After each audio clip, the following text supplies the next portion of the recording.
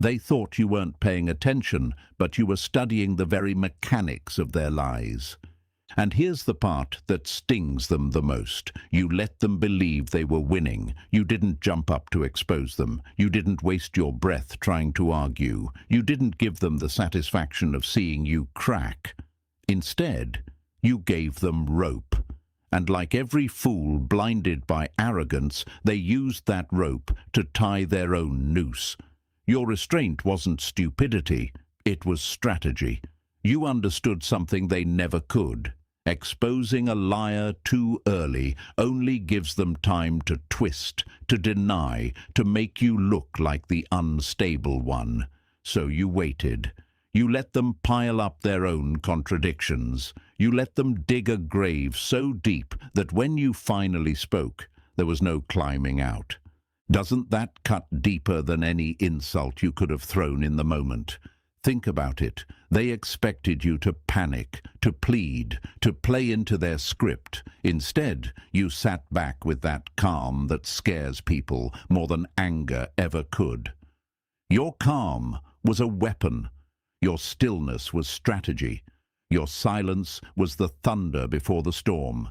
And when you finally made your move, it wasn't messy. It was precise, surgical, undeniable. One word from you exposed the entire architecture of their scheme. That's why they're not just embarrassed, they're terrified. Because if you caught this, what else did you see? What else are you holding that hasn't been revealed yet? Let me ask you something, chosen one.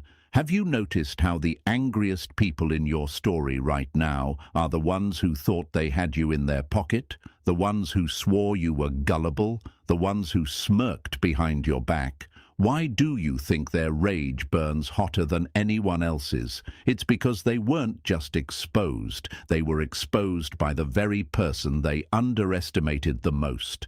That humiliation cuts deeper than any direct attack. It's one thing to lose to someone you respect, but to lose to the person you laughed at, the one you called dumb, the one you thought you could manipulate. That humiliation eats them alive.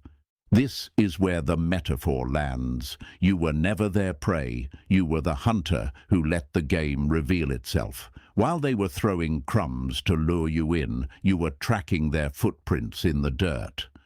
While they were staging fake smiles, you were noticing the twitch in their jaw, the tremor in their voice, the way their stories changed, depending on who was listening. They were performing. You were decoding. And in the end, who really